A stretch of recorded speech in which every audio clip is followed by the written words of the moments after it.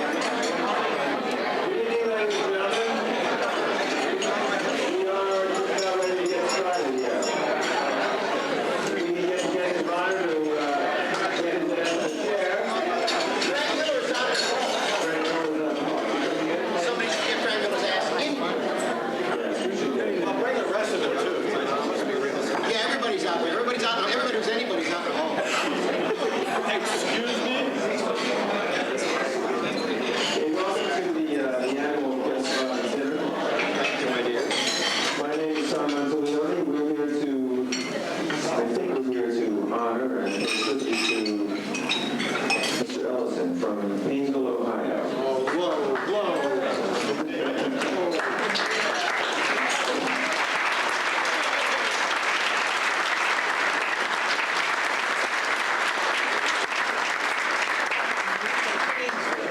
Pay no attention to the man with the waving hat. That is Mr. Ellison, and to my right or left is his wife Susan. And the rest of us.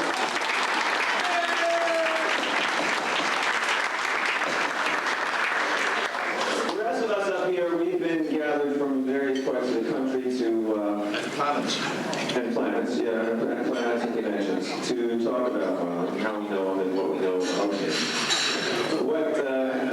I'll introduce each one of these gentlemen as we go along. But first, I have an announcement that I have to make. And, For the honor of the dancer with the license number 2. sponsored in part by Hero Illustrated magazine.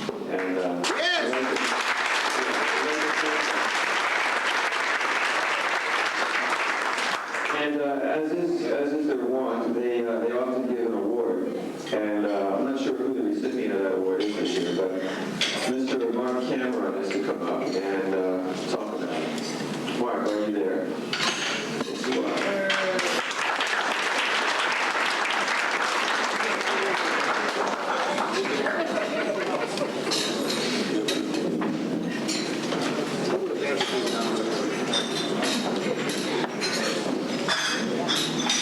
Hi, for those of you who don't know me, my name is Mark Cameron. I'm the assistant publisher of Hero Illustrated, and I kind of muscled my way into being able to present this award.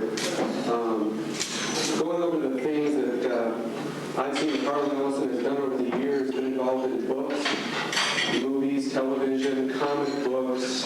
There's a computer game coming out. And I was thinking back to when I first noticed Harlan, and it wasn't the Star Trek episode because I was only one.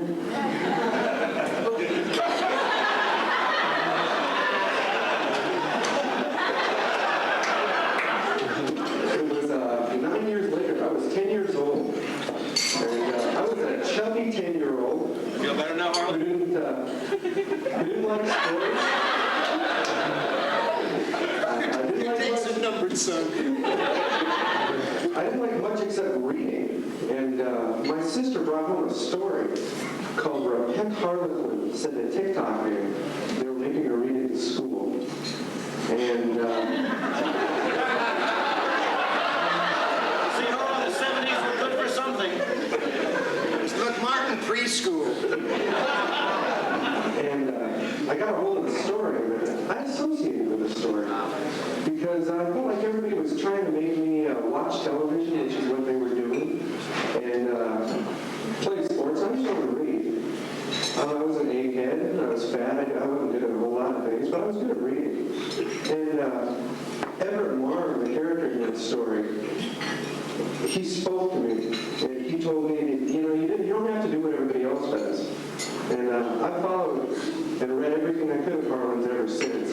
And I really appreciated what he did for me because he made me realize it was okay to be different, and my friends here will tell you I'm about as different as they get. So without further ado, I have an award for Harlan. Another book that he'll probably remember, it's called Real Fact Comics number 6.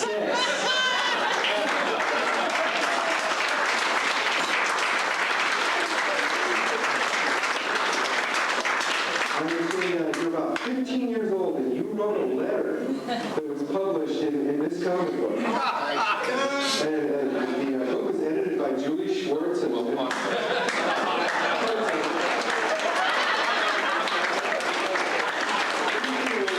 award says, to Harlan Ellison, in recognition of your lifelong contributions to and your profound respect of the comic book art form, July 1st, 1994, 19th Annual Chicago Comic Con. And we at Hero just want to give this to you. Oh, man, thank you. That was very good.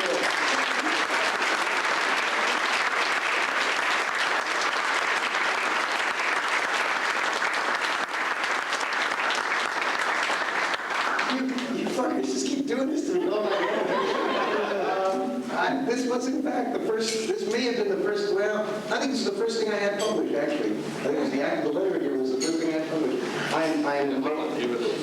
Here it is. Oh, yeah, well, so there's, it says, the letter says, my parents welcome Real Fact Comics as wholeheartedly as I do. That's the point.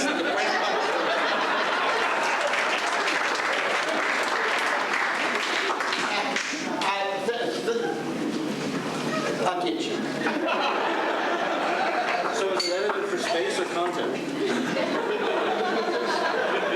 You see, my problem is this is the best I can do for friends. God damn. Okay, moving right along. What we're going to do here is we're going to have a few words from everybody about Harlan. I guess I'm up first because they had me do the MC job here. So I don't want this to degenerate into a lot of...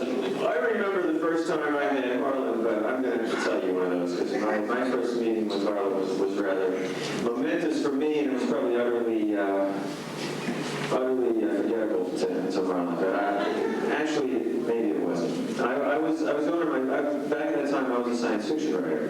One of these things that we all seem to kind of try to slough off as we go along in our careers and say that we're not anymore. But I got started in science fiction, and I went to a Nebula banquet in New York in 1972. Harlan, I think I was probably maybe about 25 at the time. Harlan was in his mid-30s, maybe his late 30s. I don't know. He was an old cocker even back then.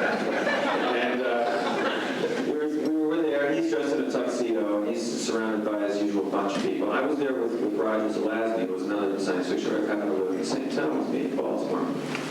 And I said, I really would like to meet some of these people. And he said, well, there's Isaac Asimov over there. It's like, meet him. I said, well, no, I really don't want to meet Isaac. He said, well, there's Jim Gunn. I said, well, no, I don't know who he is. He said, well, there's Harlan Ellison. I said, yeah, I'd like to meet him.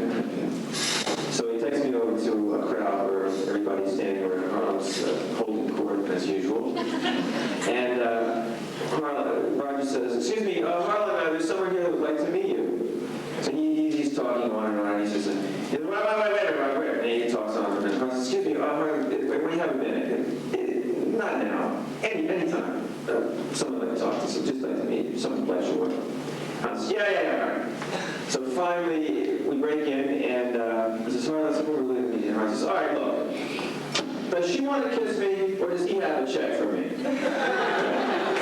And Roger says, Roger's really a gentleman. He really didn't know how to respond to such a rude remark. And he said, well, right. And I said, well, all right, fine, I'm going to meet him. And I looked over at him, and I said, you know, Mr. Ellison, my mother just died yesterday, and my father got hit by a train today, and I still saved all my money to come up here and meet you. And I think, you're really rude. And I jumped across the table, and I grabbed him by the throat. I threw him down. Do you remember that? I do. And I beat the crap out of him. And I looked at him, looked right in the eye, and I said, you know, how can you talk to me like that? Someday we might be friends. That's it in your dreams, fat boy. So I hit him again. Actually, none of that happened except his rude remark. Yeah, after he said that, I kind of slinked away. Slunk. Slunk. And I slank away. C minus. Yeah. And I didn't write again for another 10 years. We call this the golden age.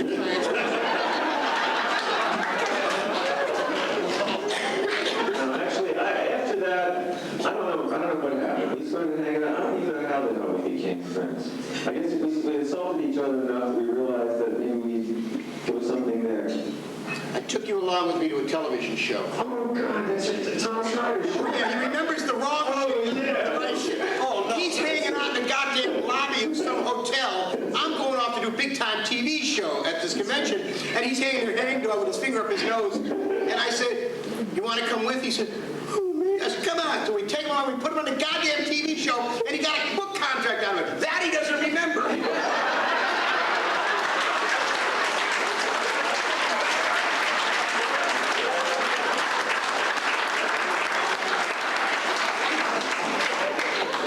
I never did know how I sold my first house.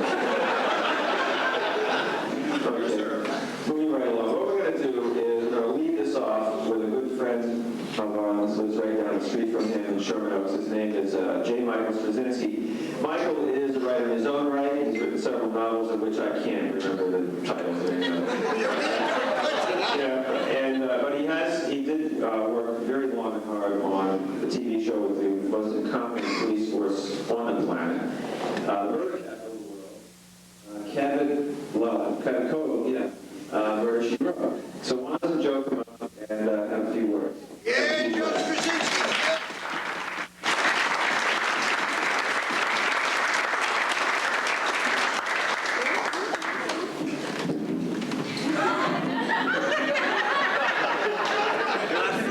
The mutants have struck again. You have something.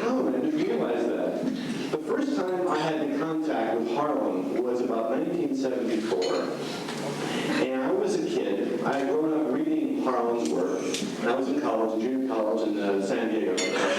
And I was trying to make it as a writer, and it wasn't working. And so I always had seen him, when he was supposed to publish his phone number. Why he published his phone number? God knows, but he published his phone number. I thought, well, here's this writer I really respected, admire, I'll call him. So I called Harlan Ellison, and the phone rings, and yeah! Harlan Ellison, yeah, hang on, what is it? My name is Joe Straczynski, and I'm a writer. Yeah. And I've always been trying to bring you to the wedding, and it isn't really working. I thought maybe you might have some advice for me.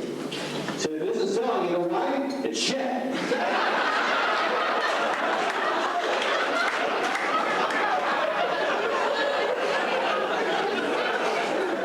Because the quality will always come out. It will always sell, therefore it must be shit. Well, thank you, Mr. Ellison. And I hung up. 10 years later, this is what we had in common. 10 years, that's a bit high. Before I tried to talk to him again, strike on the line, right? It's still a big one. I was trying to figure out why are Harlan and my friends is one topic, and why is Harlan always in trouble? And I realized they're kind of the same topic.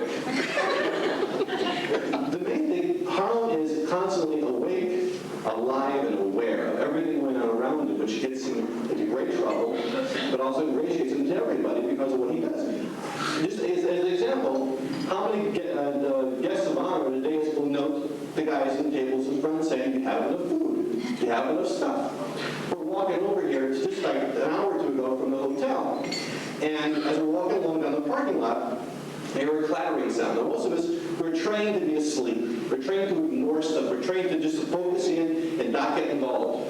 And I hear the same kind of crackling sound, and it stopped. So I must investigate. And it was coming from a white car. And apparently, there was a quarter on top of the car. What's a quarter doing on top of a car? And backtracked and went around the building and saw guys up on the 4th floor throwing down money trying to get in cars. And reported them, and they were being busted and everything else. I didn't notice this. No one else noticed this. He stopped and got into it. Wherever the white car, yours. No, the gentleman out front. Wherever he goes, he makes drama. And not out of an attempt to make drama, but so doesn't prove what he is. We were driving back to Los Angeles once, coming back through part of Hollywood that was pretty late. And as we're driving along, talking, we pass a bag lady on the street, just sitting there on the sidewalk, up against the corner, half asleep, half awake. And he gets about half a block past when he's seen her, and stops the car, hits the steering wheel, gets out, walks over to her. It's like you don't hear about, you don't have the rotten stories, you have the good stuff. Walks over to her, make sure she's okay, talks to her for a little while, gives a little money, makes sure no one's wrong, take it from her. He goes back to the car and moves on. Doesn't really go into it. Wherever he goes, drama follows because he cares or because he cares passionately about something. I have some permission to tell this story because he wasn't on you before. We were seeing Schindler's List in Los Angeles at the Universal Odeon Cineplex. And we're about, a third of the way into the film, and two Lebanese terrorist-type individuals with their lady friend come down the line and sit. We're here, they're sitting here about 4 rows up. And they're talking. They're running their mouths during Schindler's List. They thought it was a comedy. Who knew the Lebanese out there? In any event, after about half an hour of this, from 2 seats to my immediate right, shut the fuck up!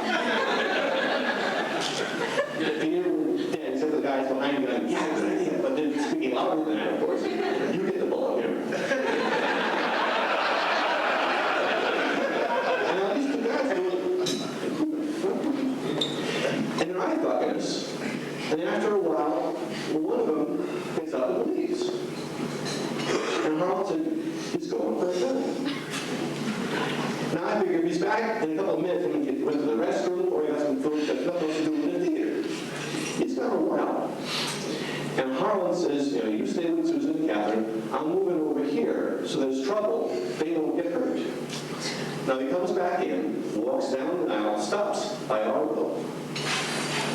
Looks around, looks looking for Harlan. Where's Harlan? Goes back with his buddy, sits down. Now they're both looking at us. The guy gets back out again and walks out, figuring he's going to the bathroom to look for Harlan. I go out, passing Harlan, and I go over security. Meanwhile, the guy's coming out of the bathroom, having looked for Harlan. And Harlan's coming out, and he's patting the guy down. I'm bringing back security. All of a sudden, there's two of them now. And Harlan explains to them, the problem here is my friend Joe from LAPD. I make my knuckles as far as low as I can to convince him.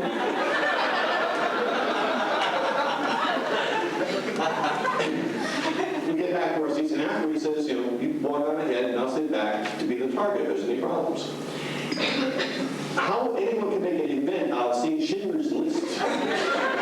We get in the car, and as we're trying to pull out, I said, I've never upgraded him before ever. I said, Harlan, between please be quiet and shut the fuck up, there's this. I'm going to explore this range in the future. The other thing about Harlan is that he is obsessed with the way things should be, not the way they are. It's like, take Bobby Kennedy for a second. He sees life the way things should be and says, what the fuck is wrong with you people? And because he is obsessed with how things should be, he makes enemies. He gets people pissed off. Jeremiah, it was not a popular guy in the Bible, but he was the one who was mostly right. And it's that sense of loyalty that carries him through and builds up the cadre of people who either hate him or love him a lot. I think that in the years to come, he will be recognized for what he is, not just a hell of a writer, but a mythic figure in the sense of a Faulkner or a Hemingway. And I believe that sincerely, and I would say that I wasn't his friend. The last thing about Harlan, this is something that I learned a long time ago. There are good days and bad days. And a bad day can be a day you win. Because you fought someone else's battles, lived someone else's life, got someone else's agenda, and there wasn't very much of you in there. End of the day, you don't hit the hay, don't settle easy. There wasn't much of you going on there. A good day can be a day that you lost. But you fought your battles. You lived your life. And worked for your agendas. And Harlan, win, lose, or draw, has got an awful lot of good days. And we share that with him, and we appreciate it. Thank you.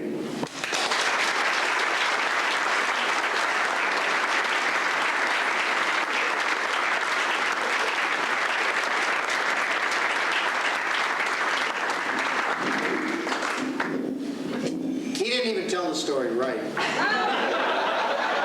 You get your chance at the end. Right now, you be quiet. Now, next we're gonna hear from my very old friend of Harlan's, Julie Schwartz from DC Comics for a long time in New York.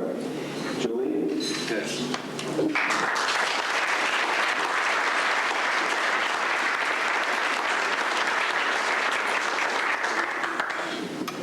I had prepared a lot of remarks, which I may get to later, but when you fellas start All those reminiscing... notes? Why? You wouldn't write a script for me for the goddamn comic. Hey, Shrek, I asked him to write a goddamn comic. He wouldn't do it. He writes all the notes. I would like to tell one of the early adventures I had with Harlan. It was at a convention in New York City, and I arrived late. Harlan, of course, was the guest of honor. At the moment I came in, he was giving his talk. He built himself as the world's greatest entertainer since Al Jolson. Now, when I came in, he stopped his little talk, and he said, ladies and gentlemen, I must tell you something. When I was a youngster, I read comic books. I loved them. I loved them so much, I decided I wanted to be a comic book writer. So he went about writing and composing a very careful written letter to the editor and professed his desire to be a comic book writer. Do you see any encouragement? Can you give me any encouragement the way I spelled every word correctly, grammatically correct, and so on? And the editor wrote back and did indeed encourage Harlan to become a writer. And of course that writer, he claims, I suppose it's true, was I. So ladies and gentlemen, it was I who inflicted Harlan, Ellison upon the literary world.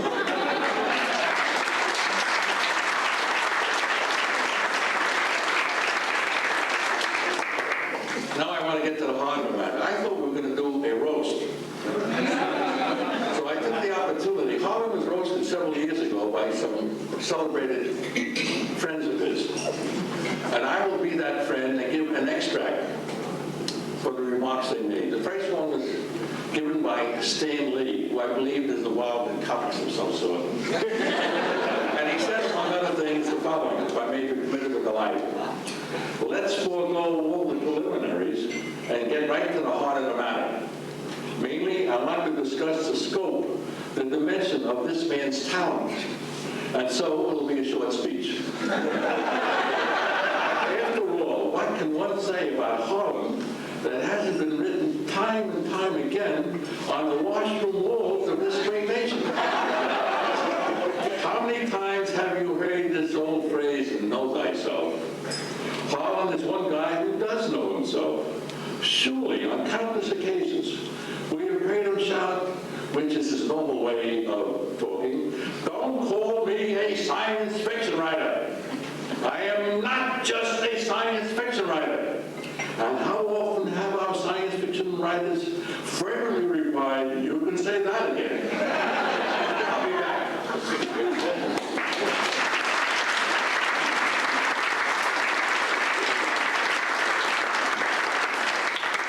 This may not have been such a good idea.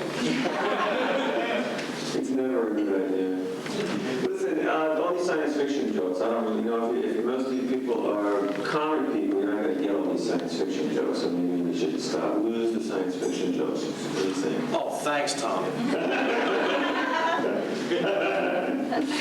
Okay. No, actually, Harlan is a comic person. I spend some time at his place every once in a while, and every day UPS truck pulls up and unloads about 80 pounds of comics. And if anybody's wondering, why he hasn't had a lot of time to get on the phone or travel, it's because he's unpacking a lot of comics. I sit there and watch this guy. He opens up a crate every day from Marvel. He opens up a crate every day from DC. Did you get anything from Dark Horse or... Hard times. Yeah. Shop busting. He gets an unbelievable amount of comics. And then we spend about 3 or 4 hours... What? Oh, go ahead. What? Well, that's time to get a shadow number 2. Oh, okay. Well, I told him already. Okay. You know what we're talking about. So what we're talking about, Thomas, is they got my editor's hiding under the table. Yes, Give him a break, Harlan. You got me over here to sign books at the Dark Horse thing. I said, you sent me the shadow in the Quarrels of Leviathan number 1, number 3, number 4. I can't get a number 2 out of the motherfucker. Cannot get a number 2. I said, you don't get one signature at this booth out of me until I get my comic book. You got my comic? $7.50.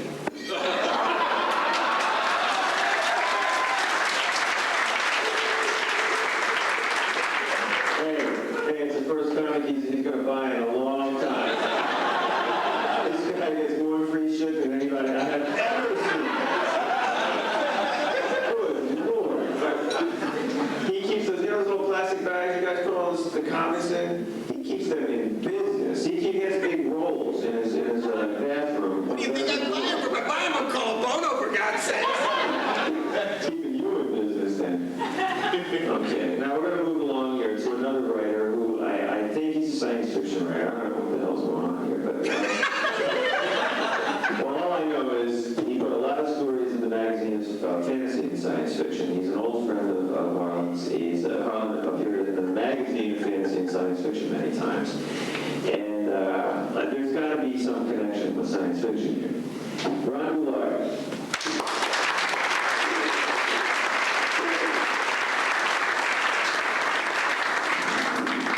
I thought Harlan was the one who was supposed to insult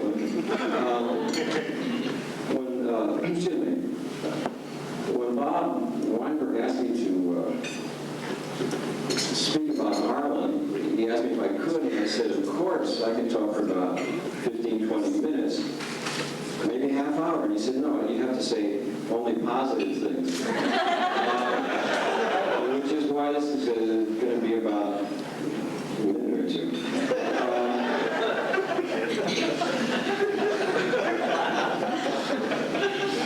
That was it. That's all.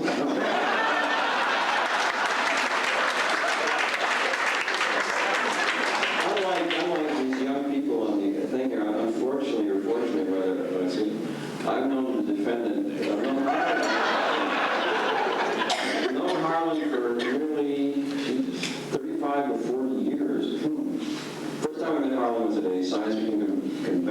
Seattle, Washington, which is, of course, one of the fun spots of the nation. And as I recall, Harlan was trying to steal my girlfriend from me. Unfortunately, he didn't succeed, and the next 5 years of my life were sort of a blur, really.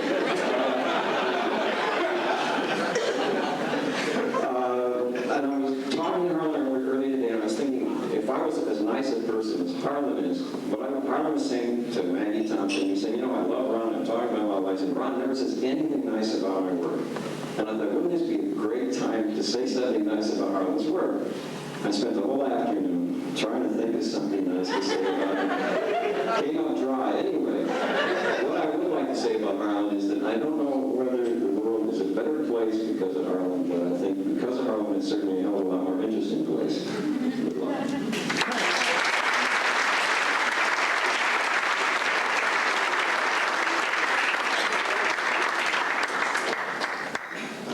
That was touching, fucking touching. I'll touch you later.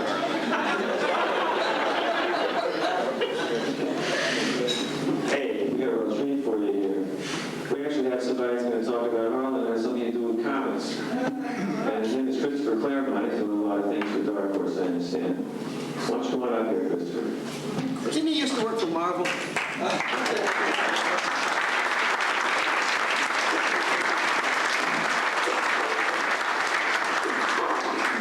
Well, actually, I too was under the misapprehension that this was a roast.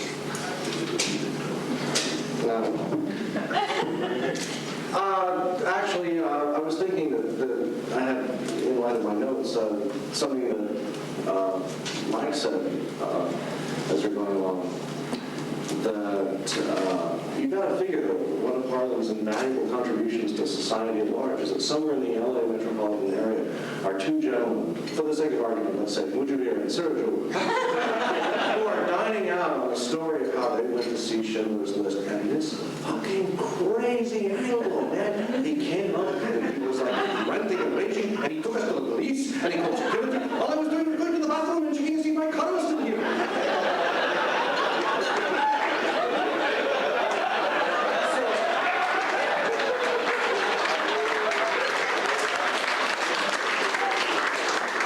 An anecdote which I'm sure will get front page attention in one of our local comic book magazines of criticism and journalistic integrity.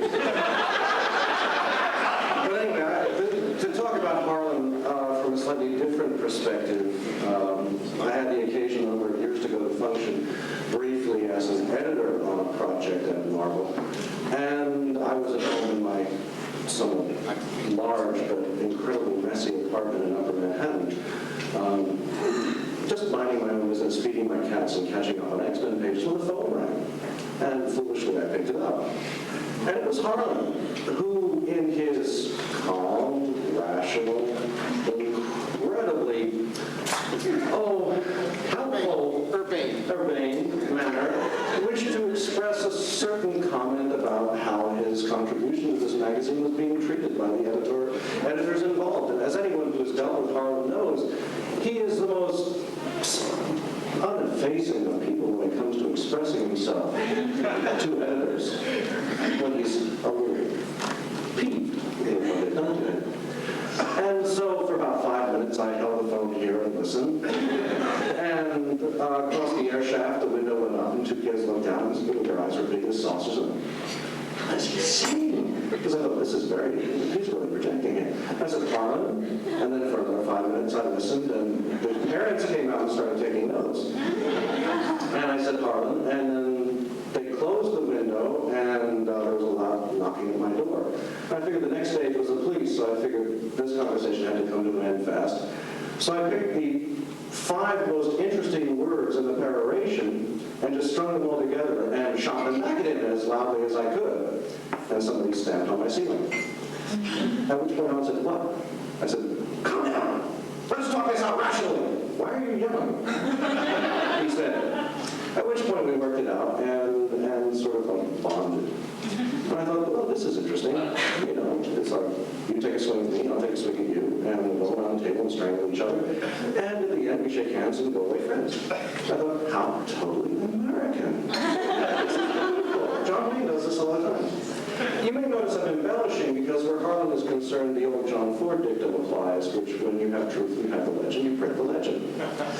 And this sort of leads me to the next sort of my most interesting memory of Harlan, which was at San Diego about, bazillions of years. I should point I was out. going to tell that one about you. Yeah, I know. I figured this is preemptive strike time. Sort of like Bill Clinton and Rush Limbaugh. Well, yeah, that's the question. Actually, I was going to use the old City on the Edge of Forever story, but I was prenatal at the time, so it didn't really count. We all at our age.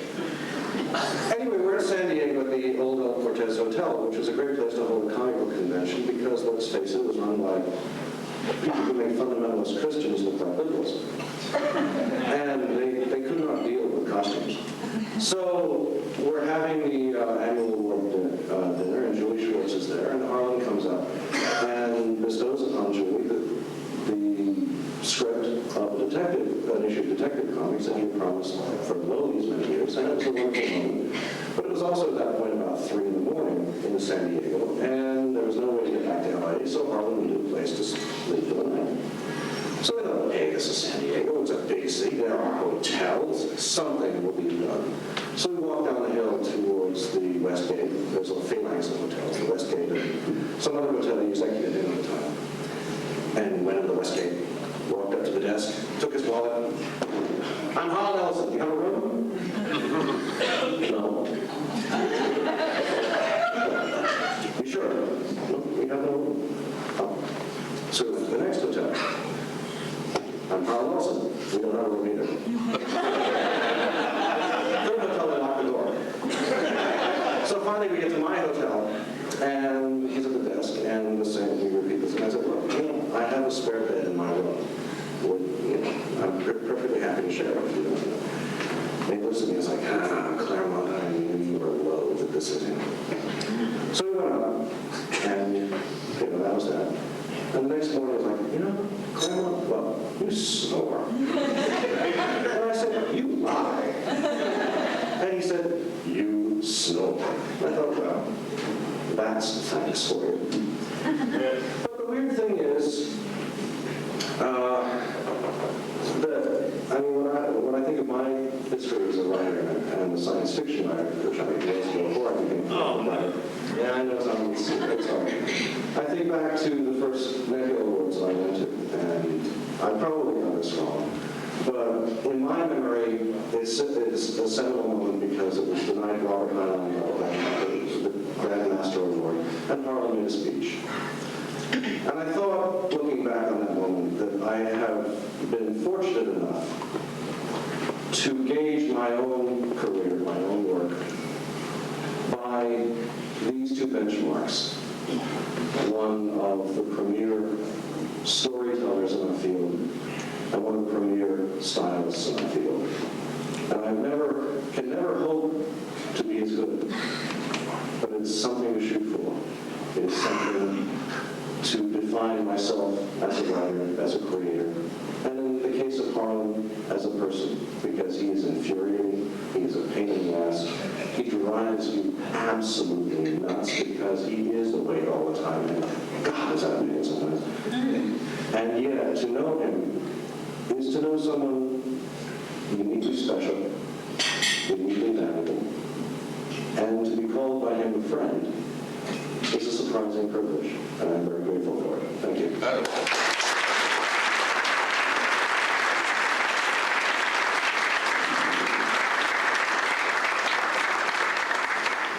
Okay, thank you, Chris. Is there anybody in here that is not a science fiction writer? Would you please raise your hand? All right, thank you. Would you please come up and advocate? Okay, our last tributeur before Julie comes up to give some closing remarks is going to be the creator of a really interesting comic, Concrete. His name is Paul Chadwick. Come on up, Paul.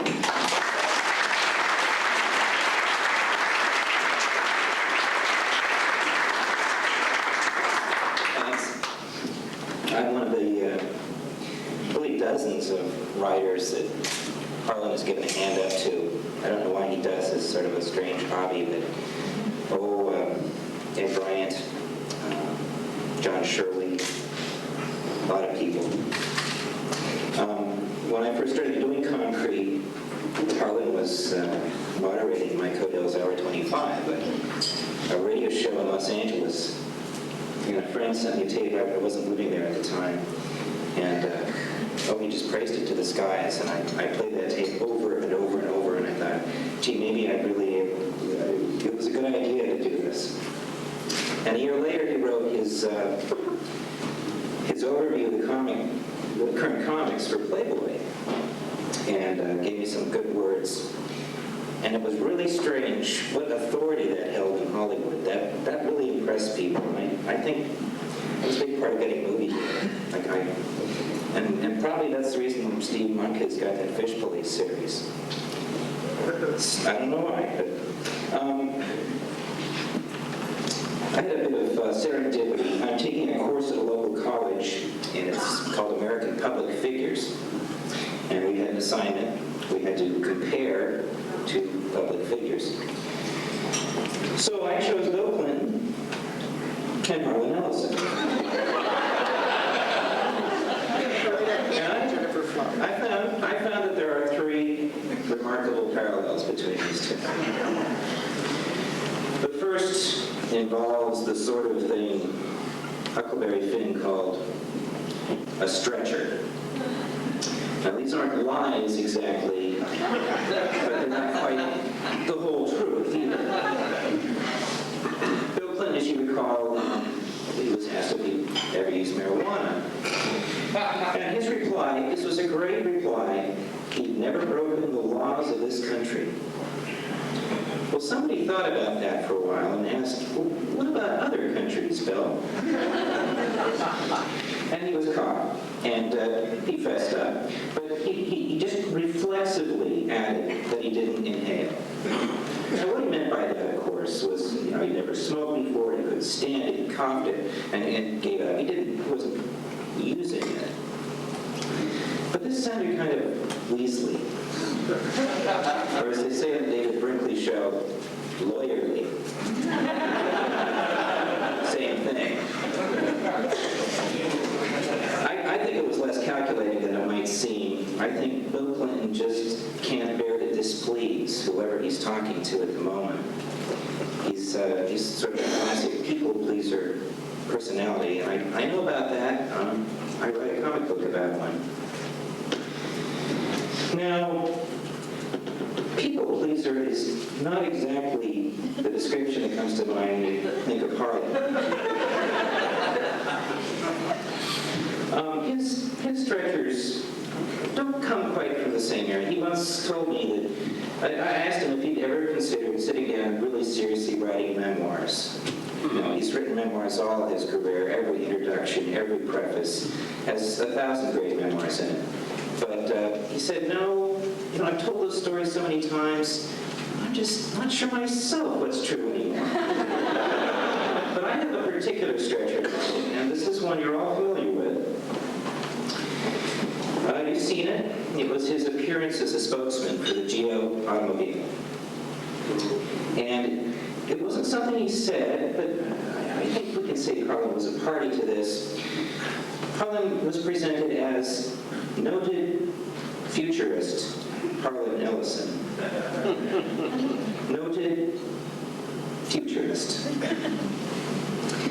I could understand maybe celebrated fantasy writer, SF writer, or screenwriter, or radio hoster, or raconteur, or champion of causes, or battler for artistic freedom. But Alvin Toffler, John Naisbitt, futurist, it seemed a little lawyerly. But, I might have to eat these words. I hear that Harlan's very close to coming out with the book. You know the one. The Last Dangerous Megatrends. The second big parallel is the way Bill Clinton and Harlan seem to inspire active enemies. And in fact, they both have sort of a preeminent troika of enemies that are dedicated to sort of nipping at their flanks like a pack of dogs.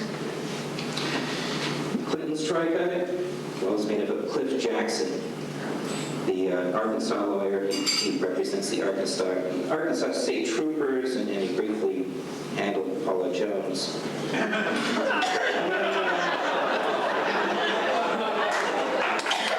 biggest laugh, I didn't stand it. There's Floyd Brown, the guy with the Jennifer Flowers 900 number, and of course the American Spectator magazine. But Harlan has his own troika, which sort of mirrors this one. His magazine, well, you know, the comics barrel. And the pamphleteer, Christopher Priest. And, of course, there's Charles Platt with his little project called Victims of Ellison. You've heard of it. It used to be called Enemies of Ellison, which I thought was more appropriate. But I hear that Platt changed the name to Victims to improve his chances of getting on the Oprah show. Incidentally, Harlan has never been on Oprah. Am I right? That's true. I've never been there. Okay, but I did see Harlan once on the Mike Douglas show. This was in the mid-'70s.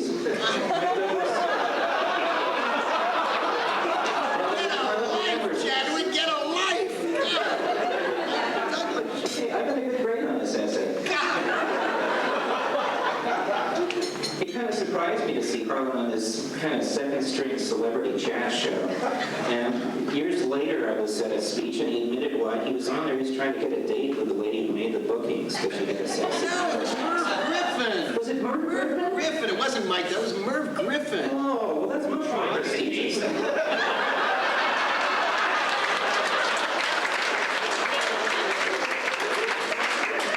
This was Merv? Okay. That's the one where he asked if I believed in God. Which one? Well, I just remember you died on it. In your dreams, Chadwick. Well, it was strange because he wasn't promoting a book, and he sort of, why is this guy here? And he pulled out this list, and it was a list of 100 Nobel laureates who had signed a proclamation declaring that, and these are the words Harlan used, that declaring that astrology is caca. And Merv just stared at him for a while. I don't think anyone had said caca. And I don't remember Harlan being invited back, but back to our subject. On to the third and final parallel, sex. Oh, I like this, Harlan.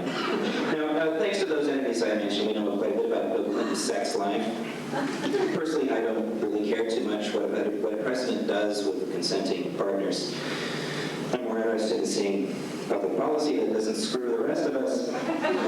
But for better or worse, it's now common knowledge that Clinton made it a habit when he was governor to hit on every woman he met who wasn't wearing a habit. All right. Well, I happen to know something of Harlan's personal life, but only because it's a matter of public record. Years ago, a friend sent me a tape of a speech. You remember this one, Harlan? Harlan made it at Syracuse University in the mid-'70s. And in those days, Syracuse was a great party school. And that's just about all they did at Syracuse. And I think Harlan may have sort of played to the audience to a degree he may regret today. Oh, good, he's worried. Anyway, somehow he got on the subject of how many women, well, I'll use a term that's appropriate to this time, how many women he had grokked in fullness in his lifetime.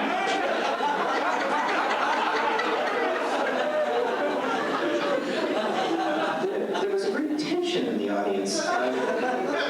He became embarrassed, which was also kind of amazing. And his voice became quiet, and he said he stopped counting after number, well, I'm not going to say the number, so I'll show it on my fingers. You can count. No,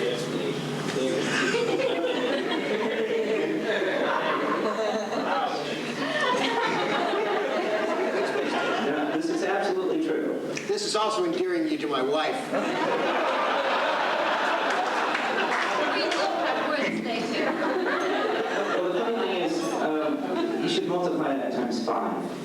I know it's shocking, and it may seem kind of, you know. Only someone who doesn't get laid. That's But you have to remember, this was a long time ago. This was 1975 or so. This is the height of the sexual revolution.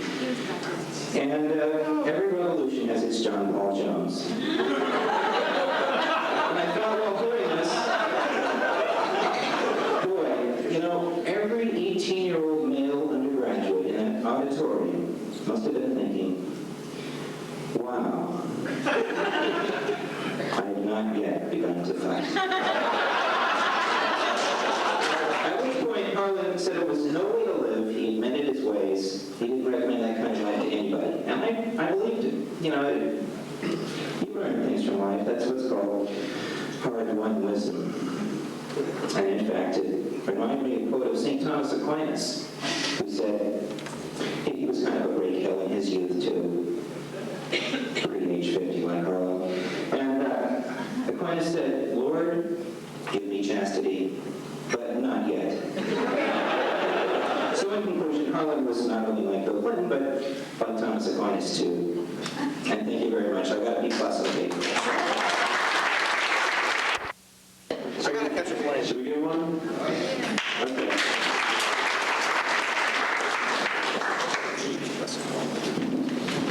Well, actually, I had prepared the roast remarks, which I'm not going to give, but I'd like to know from Ray Bradbury, Robert Bloch, Robert Silverberg, David Giroux, and Isaac Asimov. Just in case, I prepared one other thing, which is not to be laughed at very seriously. This is the most important, greatest letter I ever received in my life. And it's by Harlan Ellison. I hope you forgive me, Harlan, if I read it. And it occurred upon the death of my wife. And he said, Dear Julie, it's dated 18 October 83. Dear Julie, listen, kiddo. Nothing any of us can say or do will make it any less like midnight. But there is this, we love you, and we are here if you need us. I'm only a phone call away. 747s make the journey in just 5 hours. I can be in New York as soon as you need me. Or you need my face for conversation, or a good visit, or a good meal, or just to sit and maybe play some gin rummy. I'm at your disposal if you have the need. I'm swell at taking out garbage, running the laundry to the Chinese hand, making coffee, and Tex-Mex chili. And I do windows and floors. Just ask. The kid you encouraged so long ago, Harlan. Thank you again, Harlan.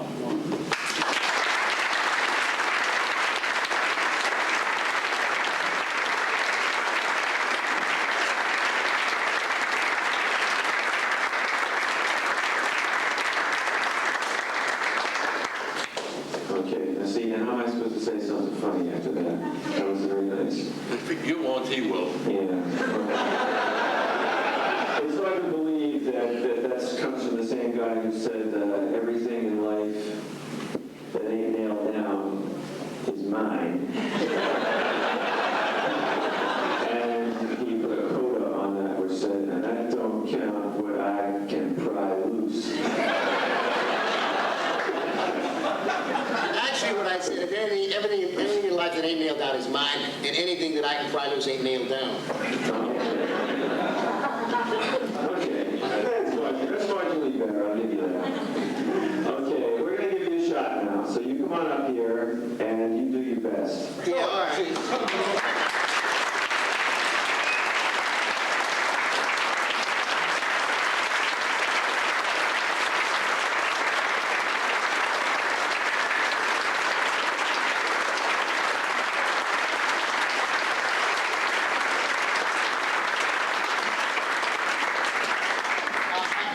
I from this end because if I stand behind it, you won't be able to see me. So when I turn that, in terms of the humor, I mean, you're all wonderful. You're all wonderful. Don't lose your day jobs. Not one of them got the goddamn story right. Not one of them. Not one of them. Now, first of all, let me tell you the Straczynski story. We go to see Schindler's, and we're sitting in the Odeon Cineplex, and it's in the area where there'd been a lot of gang shit going down, and kids had been coming from South Central to come up there, and they'd gotten into gunfights. I mean, everybody was really scared. They had security all over the place. So we're sitting in there in one of these that had handles on it, be a coffin, you know, they call a movie theater, and there's about 11 people in the theater. And we're sitting in the center section, and there's Joe out on the aisle, and then Catherine, and then Susan, and then me. And down 2 rows ahead of us, over on the left-hand side, are these 2 guys with a woman sitting between them. And we're watching Schindler's List, and I'm getting more and more upset. If you have any heart in you at all, the film has got to turn you inside out and make you real upset. And I'm sitting there and I'm watching 6 million Jews being gassed, and I'm really getting agitated. And Susan is sitting there and she's holding my hand and telling me, you know, take it easy. I'm starting to cry and all. And these assholes sitting over here are running their mouths. They're like the kind of schmucks who sit and watch TV at home and talk to each other, and they don't know the difference if they're in a goddamn movie theater, right? So I didn't even hear this voice say, "Hey, shut the fuck up over there." Well, it was me. But I didn't do it intentionally. I didn't even know I was doing it. Absolutely didn't know I was doing it. And the instant I did it, of course, I was chagrined that I had done it. And behind us, everybody said, "Yeah, it's about time they should think." But then, as I'm looking, the light from the screen catches the guy on the aisle. And he turns around, and I am looking into as malevolent a face as I've ever seen in my life. Now, Joe, being a racist and bigot, immediately says, "Lemony." I don't know what they were, but they clearly were Middle Eastern guys, and they were not happy with me. They were not happy with me at all. And part of the problem was they were laughing at stuff in Schindler's List. Now, in terms of high humor, Schindler's List is not in the top percentile. And I don't think they really gave much of a fuck that these people were getting gassed. And I looked at these guys, and this guy looked at me with absolute naked hatred in his face and mean. It was the "you dissed me, I'm going to kill you" look. And in about a minute and a half, he gets up and he goes out. The instant he walked, I knew where he was going. I mean, I've done enough street time like that. I know where he was going. And I said to Joe, I wasn't sure it was the same. I said, is that the guy that was sitting with the guy who was making the noise? And Joe said, "Yeah." I said, "You stay here. I don't want you to be around." I went out of our aisle, and I was behind them. They were on the left, and I went right behind him, up against the wall. I was sitting right behind the guy, right like this, up against the wall. So even if he turned around to look, he couldn't see where I was. I was right behind him, because if anything happened, I wanted to be able to grab him by the throat and break him real fast. So the guy comes back, and he's got his hand in his pocket. It wasn't a black leather jacket, but it was a black, like a basketball jacket, like a sateen, and he had his hand in his pockets like this. And he comes down and he stops in the aisle and he looks at Joe and Catherine and Susan, and I'm gone. He don't know where I am. And he looks around, he can't see me because I'm down back behind his buddy sitting here. He comes back and he sits down in the row, and they talk to each other for a little while. Then the dude gets up and he goes out. And I didn't know where he was going. It was Peter David. When I talked to Peter about it, what was it, 3 or 4 days later? Peter said he was going to the bathroom. I said, "Oh, shit, of course, I should have known that." I'm sitting there watching. The guy goes, Joe gets up, and he follows him up the aisle. And I'm still sitting behind the guy. He gets up. Now, the young woman is watching a movie. She's watching a movie intently. She's not paying any attention to any of this stuff. The other guy gets up, and he follows Joe. So I think, oh no, you're not gonna backstab my buddy. So I get up, and I am 3 steps behind this sucker, and he don't know it. He goes through the swinging doors. He's out in the lobby. And Joe is nowhere in sight. The other guy is nowhere in sight. No one's in sight. It's just this dude, and I'm right behind him. Right behind him like this. And he turns around, and I say, "Let's see what you got in your pockets." And I put him up, and I start to pat him down. And he doesn't know whether shit to go blind. I said, "Don't make any noise." I said, "Your ass going to be up underneath the jail for 150,000 years. You understand what I'm saying?" And I'm patting him. And he said, "Oh. At that moment, his buddy starts coming toward us from the bathroom. Coming toward us, and I'm thinking, whoa, well, perhaps I overstepped myself just a trifle. At that moment, from the other side comes Joe and a security guard. And they're coming over, and they all converge at the same time. Now, the security guard says, is there a problem here? And I say, no, there's no problem. We can take care of this. A friend of mine is a police officer. He's LAPD, and I can take care of it. Special forces, armed. We refer to him as the Punisher. It's all right. And Joe, as Joe said, his head is sinking in with absolutely no neck. Bad. He looks bad. He's big and bad. And I said, we're just checking things out here. Let's see what you got. And the other guy, I begin to frisk this sucker, and he has got a shake knife in his pocket about that long, friends. Double. And I said, oh, what an interesting thing to be taking a movie. And another guy says, it is not right what you said about me. You should not say that word to me. You should not say that. And I said, you're absolutely right. I apologize. I'm wrong. I shouldn't have said it. You want to make something out of it? You want to do something, or you want to go back and sit down in your seat and keep quiet? I said, otherwise we can just take you to jail. How about it? Would you like that? No. So I said, and now the guy from the theater said, you want to do something about it? No, we can handle it. That's all right. Take care of it. Everything is fine. He's still standing. I said, okay, you two go back and get down in your seats and keep your mouth shut and shut up and don't give us any more trouble. They go like lambs. They vanish. Joe is standing there at this point with eyes bugging out of his head. He cannot believe that I had the chutzpah to do this routine. And we thank the theater manager. We say, thank you very much. Everything's cool. We'll take care of it ourselves. We discover later, I don't know how it was going to be. I think one of these two guys said it, that they were there because the young woman was doing a school paper on this. And she had brought these two schmucks with her.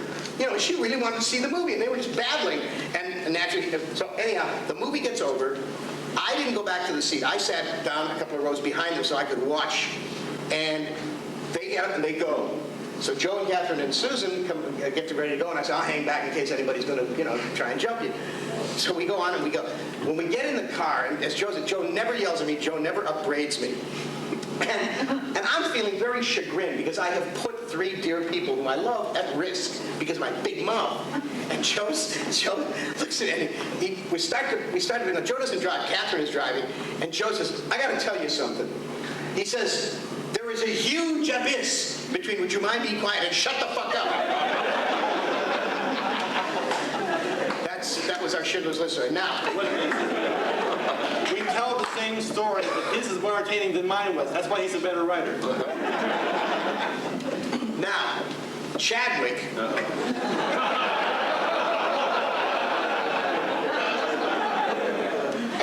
The Merv Griffin story is really good if you only remembered it properly. I get called by the Merv fucking Griffin show. Merv Griffin.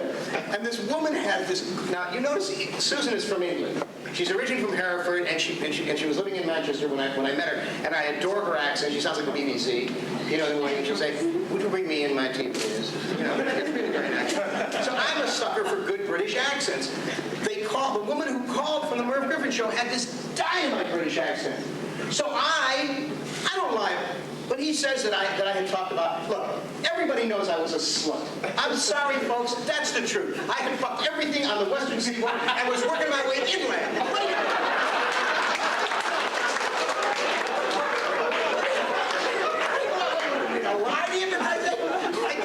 I was married 4 times, and I dated some of the most beautiful women in the world. People pay $16 to go see a movie. I used to date. All right, what do you want from me? I ain't got a dick now. Laugh at a man without a penis. Go ahead.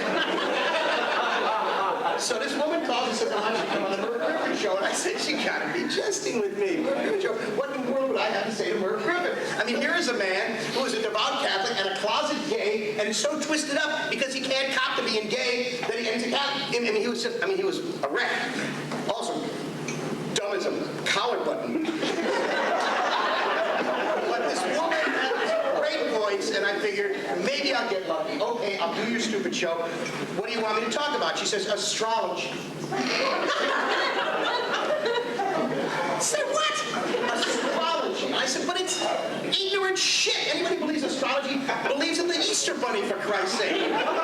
She said, well, would you come on the show and say that? I said, yeah. So they put me on the Merv Griffin show. I got it on tape. You can come to the house anytime you want to see this. chorus was Richard Harris, who was bagged out of his brain. Completely shicker, as we say in Yiddish. I mean, a rungola. And he's telling stories about how when he was an altar boy and sipped the wine and fell down the stairs, and he's embarrassed by this whole thing. Then comes on June Allison. June Allison. Now, this is we're talking here pre-Dighty, you know, pre-wet ones. And I've known June Allison for like 25, 30 years. I met her when she and Dick Powell were with Four-Star. She remembered me, but you put me on after June Allison, for Christ's sake. It's like putting on, I don't know, the bubonic plague after Rebecca of Sunnybrook Farm. She comes out and she's doing all this stuff like this, and then they call me in. And I come in, and Merv Griffin starts with me about, he didn't know who I am. He didn't have a clue who I was. I'm not sure the man can read. And then he had never obviously read a word of mine. And he sits, and I'm sitting down, and he says, well, astrology. And I say, yeah, okay. What? Well, I hear you don't believe in it. I said, yeah, I got a brain in my head. I don't believe in it. And he says, whoa. And now the audience is made up entirely of men with support hose and women with blue hair. This is real middle America. I mean, this is not even the rabble that you see at the Montel Williams show. I mean, I swear to God, he trawls with long lines for those people.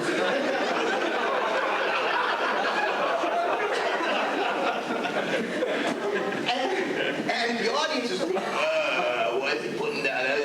You know, kind of dumb. I feel like Diane Fossey out here with the ink.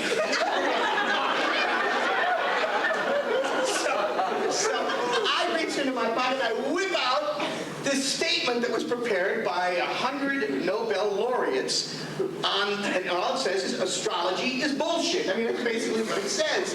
But of course, I can't say bullshit on the Merv Griffin show. So I said, here, look at all these names. There's Sir Peter Medawar and this one and that one, and I name off these people. Of course, they have no idea who the hell these people are. I said, these are the greatest brains on this planet at this time, and they all agree. Astrology is caca. So he pauses for a minute, and Merv Griffin looks at me, and he says on network television, in the middle of the day, well, do you believe in God?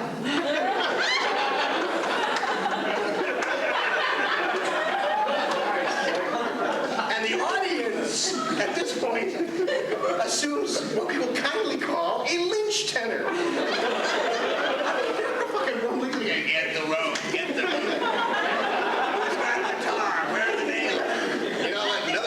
Let's nail this one up, too. So I said, if you believe that there really and truly is a God who watches out over everything, you know, and is not busy out somewhere making galaxies or something, then you must really pay attention to what Mark Twain said. I said, he's dead, you can't get him. I said, Mark Twain said, if you believe there is such a thing as this God, and you look around at the condition of the world, you are forced into the ineluctable conclusion that God is a malign thug. Well, we can only describe the next few moments as a silence which approaches that one finds at the bottom of the Maricot Deep. Seismic tremblers can be heard in the distance, the rumbling, the birth of new nations, being aboard. Well, he was real pissed at me. And he's given me this, as you said, he stared. And I said, you look as if I'm shaking you up. No, he says, no. Well, it got worse and worse and worse. It got so bad, they literally had to sneak me out through the back curtain. And they took me out through the alley. They were afraid if the studio audience found me, they would eviscerate me. Now, that's that story. The upshot of it was, I did in fact get a date with the English woman. Now, do not applaud, because all time wounds, all heals, all good deeds get punished. She was the worst Hollywood phony I have ever met in my life. I've been in Hollywood 25 years, 30 years at the time. I had never actually met a Hollywood phony. This woman from England, she was the meanest, most mendacious, despicable human being of the female persuasion I have ever met. And it was a rotten evening. It was such a rotten evening. In fact, now this shows you what I got for my pains. I fixed up her girlfriend, who was French and equally as shitty as she was. And do you know who I fixed the French girl up with? Gary Groth.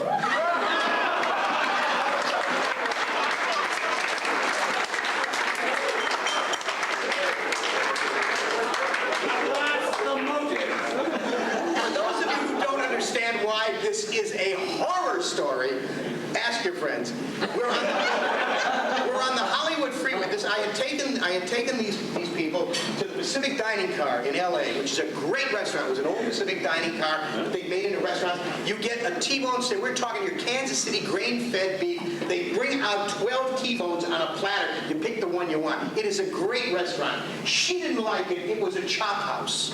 Oh, the fucking door. It is a chop house. Next you want to play the piano, do you? Well, she didn't stop complaining. The potatoes were too messy. The room was too warm. The chairs were too low. She didn't stop complaining from one damn minute to the next. And the damn meal cost me $200 for 4 people. We're riding back on the Hollywood freeway. We're just abaft the Capitol Tower. And she is really pissing and moaning endlessly. And I say, that's it! That's it! No more! That's it! And I pull over on the side, and I get out of the car. And I say, bitch, one of us is getting out of this car. If you want to take the car, take the car. I'll walk home. If you don't want to ride in the car, I'll stay in the car, and you get your ass out. I said, but I'm not riding 3 more feet with you, because I'll kill your ass. She says, I've never been talked to in this manner before. I said, long fucking overdue.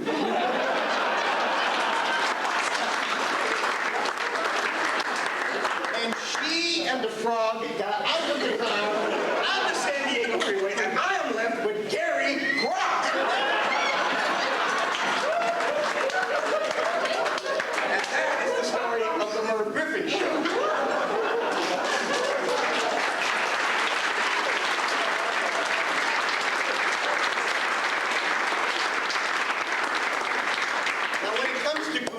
I'll make it very brief. I have known this man going on 40 years. 40 years. I think he's a terrific writer. I think he is one of the funniest, quickest, cleverest people I ever met in my life. He has never said a kind word about me in 40 years. I swear to you, on the grave of my mother, the man has never said a kind word to me. His tongue would ball up in his mouth like a dead man. It would turn black and he would die. I don't expect it from him. I just take it the way it comes. I think he's terrific. I think I am his friend. I have no idea what his relation to me is. Now we come to Chris Claremont. Now, there is no doubt, the man gave me a place to sleep. Absolutely. Gave me a place. That was the same night I met Frank Miller. It was a terrific night. That was 1981. Whatever. What can I say? All the stables were full. 40 years I know this man. Every Wednesday at 8:15, he calls me, Julius Schwartz, every Chris Claremont offers me a great place to stay. The thing about us going to various hotels and me saying, I am a Harlan Ellison, do you ever? I'm not a jerk. I don't mind if you think I'm a jerk. I resent it when you talk to me as if you think I'm a jerk. Big difference. He says to me, I've got twin beds in the hotel room. Don't worry about it. You can stay over in my room. That's what he did. It was a very kind gesture. I said, man, I will accept it. There was no planes, there was no trains, there was no hospital, there was nothing. There was no place to go. So I walked with him to his hotel, which is about, what, a quarter of a mile? Downhill. About a quarter of a mile downhill. He started talking upstairs in the El Cortez Hotel, in the ballroom. He talked through the ballroom. He talked down the hall. He talked in the elevator. He talked down in the lobby. He talked out into the street. This motherfucker talked all the way down and all the way down and all the way to the hotel. He talked coming into his own hotel. He talked in the elevator. I didn't say 3 words. I was whacked. He's talking and talking. I have no idea what he was talking about. No idea at all. And he's talking. He talked to the elevator goes and he talked all the way down the hallway to the room. We get into the room. All I want to do is take a piss and fall into the bed. He's talking, brushing his teeth. He was forward. I got in bed. I got into the beds. And he was talking. And I fell flat out dead asleep.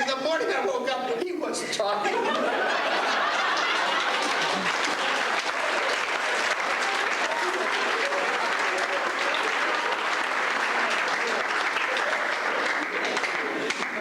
don't know where to begin with Harlan and Ellison. I just don't even know where to begin. Listen to what this asshole does to me. He publishes a book of mine. He just published A Beast That Shot in Love with the Heart of the World. We did the first hardcover round, first real hardcover round. And I had just come out of a nightmare on Mephisto and Onyx. Mark Zeising had gone to an operation called Book Crafters. We didn't know that Book Crafters have 2 or 3 different operations around the country. This is the one in Michigan, I think. Was it the one in Michigan? Michigan. Michigan. If you get the first edition of Mephisto and Onyx, you will see a dedication to Dean L. Koontz. Who the hell Dean L. Koontz is? I have no idea. It's Dean R. Koontz. So I called Dean. I said, man, I'm sorry about this. He says, tell everybody it's my ugly brother, Loveless. So now, for 10,000 books, I have to cross out the L every time I sign a goddamn book. They had taken the acknowledgement pages, put them back to front. Page 2 is in front of back, page 1. They misspelled every damn thing. They screwed up. The jackets are printed a 16th of an inch too small. They did everything. Then they proceeded to lose. What are they? $30 a piece. No.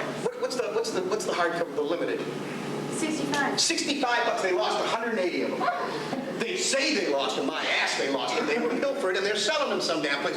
They were supposed to ship trade copies to Mysterious Bookshop in New York. They sent limiteds with no box jackets on them. I mean, it was a nightmare. One thing after another. Then they wouldn't make good on it. They wouldn't find the books. You paid the bill. Blah blah blah. It was a nightmare.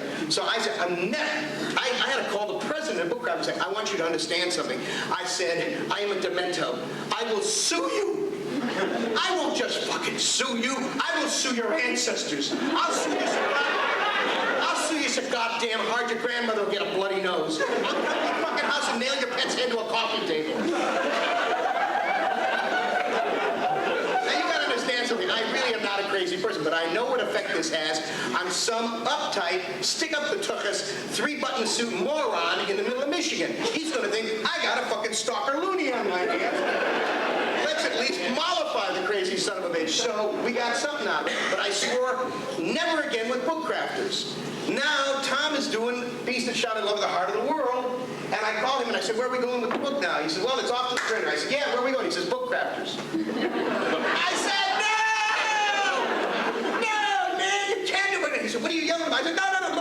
And I started spring-loaded vomit trying to explain to him about Book Crafters. He says, well, they've always done good work in my books. I said, I don't give a shit. I'm not letting them near any one of my fucking books. I want to pull the book. We can't pull the book. People will pay me the money. I've already spent the money. Elizabeth and I have gone to Bimini on it. We've got to do something about it. I said, I don't give a goddamn Book Crafters. Not going to do the goddamn book. He says, we got to do the goddamn book. I said, fuck you. Fuck your fans. I got you screwed. He's yelling at me in Italian. I'm yelling at him in Yiddish.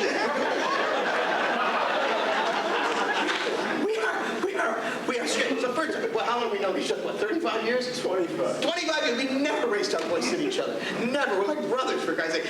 And I'm screaming, yo, fuck you. You're not going to say yo, what's about the bastard you out there? He said, yo, shut up, you dumb kike. So we have this terrible fight, which we iron out about 5 minutes later. 2 days later, still annoyed about this, he gives an interview to Cemetery Dance magazine, in which he disses me so bad. The first question they asked me was, what are you doing with Harlan Ellison? I felt like saying, kill him. Last week I had an angina attack. I'm lying in bed with a goddamn nitroglycerin tablet, and Susan says, here's the mailer, right on top of Cemetery Dance, and I open it up. There's Stunzes. But are there any, anyone who's not Italian does not understand what the word Strunz means? It means shithead. I read his column and I go, I'm coming, Elizabeth, I'm coming. So, it's not all on my side. You understand? It's not all on my side. Yes, I'm sometimes difficult to deal with, but that's only because I'm dealing with morons! As for Schwartz, there is nothing to say about Schwartz. Schwartz has been the joy and the bane of my existence. Julius Schwartz is like a cold you can't get rid of.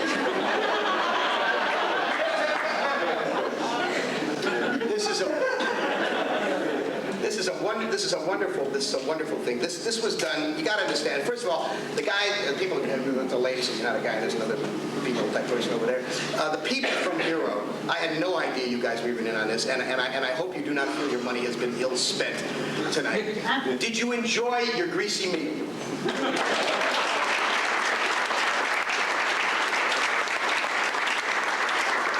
Gary Colabono and Bob Weinberg and Nancy Ford over there, and half a dozen people I will undoubtedly forget that I should thank, have really bust their ass to do this. They did this for me because it's been a bad year for Susan and me. A bad year that began last September when Gary Groth, Charles Platt, and Gregory Feely, and Andy Porter, 4 names that I really, and a little running dog they got named Sheldon Teitelbaum, decided that they couldn't take me on mano a mano, that I had somehow victimized them by pointing out what pieces of dog shit they are. And they were going to get me. And they have caused me major fucking grief. Major grief. Every issue of the Comics Journal has savaged me. I'm not allowed to say anything back, of course, because then I'm a bad person. You know, if I answer back in any way, I'm a bad person telling more lies. And Charles Platt started a group called Enemies of Ellison, which when Peter David pulled his covers, he changed the name of Victims of Ellison. This is it. Oh, Peter got so upset about this whole damn thing. I mean, Peter David is such a good friend.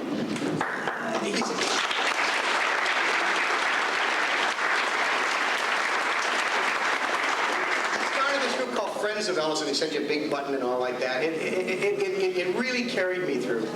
And when he pulled their covers and told who they were, then they all of a sudden came out in the open and said, "Oh, we were never hiding." They weren't hiding. Yeah, my ass, they weren't hiding. Then there's something called interactive services. Nobody would know it. It was like Gary Groth publishing Arrows comics. Nobody knew who it was until someone pulled their cover and said it's Gary Groth. And then all of a sudden, this great whited sepulcher who was upbraiding all of you for publishing things that were mendacious and disgusting and pornographic, he said, "Well, yes, I am publishing Arrows comics, but that's only so I can continue to publish Nemo and do all this wonderful work, in comics." Then, of course, he dropped Nemo because he couldn't make a dime off that. Well, I'm not supposed to get angry about that. I'm supposed to not get into that. Okay, I will not get into that. I didn't say it. Forget I said it. Forget I said it. It's been a bad year. On top of that was the earthquake. On top of that was my heart kicking up. On top of that was Susan had spinal surgery. It has been one damn thing after another. It's been a nightmare.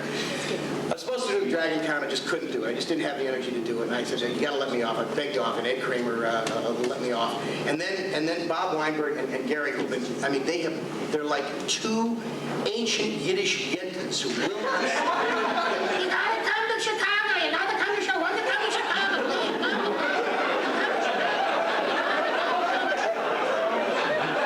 So finally they call. I'm in the doldrums from this whole thing about these Enemies of Ellison thing, and they're on the computer, and it's night and day, just lying and doing all this bad shit. And they say, "We want this to be a feast of love, a celebration for you." So like a schmuck, I go for it. I believe it. Who shows up today? Tim Thompson of Comics Journal, and he's got this booth down there in which he's going to try and sell, and they think they've cut him off, but he'll find some sneaky way. He's going to sell this wretched, scurrilous pamphlet out of England about why I haven't done The Last Dangerous Visions yet. Like it's a felony. I ought to be, in the shot of Eve with Edmund Dantes, or something like that. So now, if you ever happen to find the Fantagraphics, I don't know, what is it, the Fantagraphics rat nest, or what is it? It's a little festering toilet. They put him in a toilet. So, would you kindly go up to him and, I don't want you to get in any trouble, but if you would, like stick your thumb real hard into Tim Thompson's eye. Not too far, maybe an inch and a half. All day long I'm saying to telephone, I'm saying to him, "Where is he? Where is he? Just I want to go say hello to him." I just want to talk to him for about 2 minutes. That's all it'll take. Just 2 minutes. Let me go talk to him. I just want to talk to him for about 2 minutes. They say, "No, he's officer. We don't know where he is. He's somewhere." So I'm trying to be a good guy and not go after him because then he will put it in the Comics Journal. Ellison bitched at us and badmouthed us, so we have the right to sell this and do anything else we want. Yeah, I get your mama right here, motherfucker. We come to the last night of the evening. Now, we don't want you to think, in the spirit of all good comic business, this is not, in fact, the Diamond Seminar, so we can't do it on the scale and level there. But we have to have a little greed. We have to make a little money. I'm going to auction off my own very racer. Now, you're going to say, "What an interesting thing to auction off. Why didn't I think of that?" Yes, of course. Ladies and gentlemen, I have just bought myself a new Norelco. This is the Norelco that I've been using for the past 9 years. This Norelco was given to me by by Edward Bryant, the famous science fiction writer, Hugo nominee. As I was sitting here this evening, you'll notice that I was shaving. This razor actually contains the follicles of that great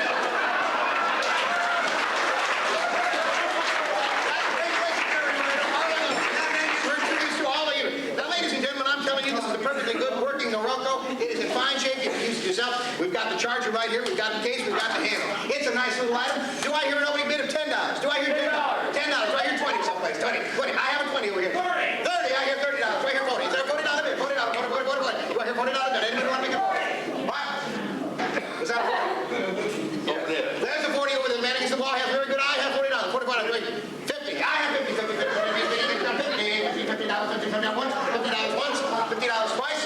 Do I hear enough? You can sell this in your store for $200. $50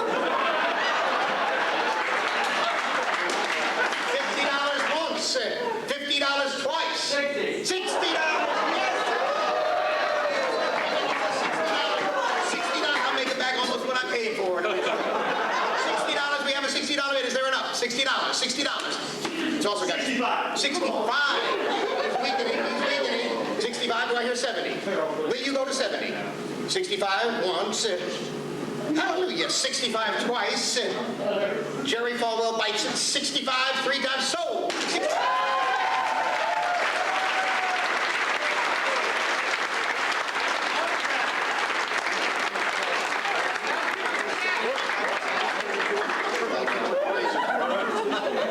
I'm collecting right now. Talk among yourselves for a moment. I'll be right back.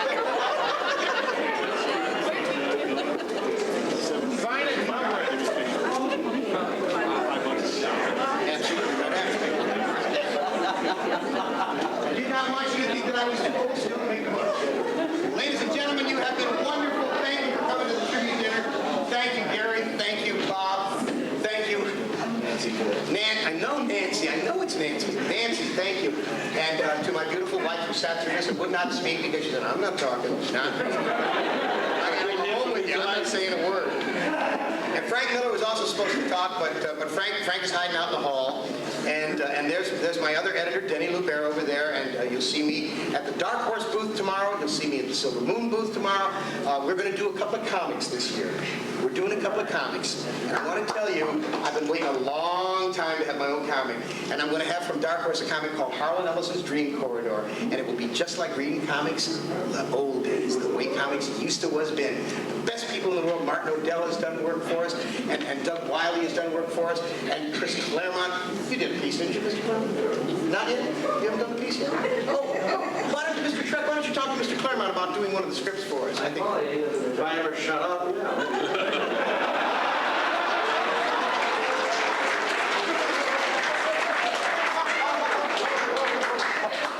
How bitter than a Gentile is too. Gentile? You're a Jew? Claremont is a Jew. Ashkenazi is a Gentile name. Oh, changed his name. All right, it's okay.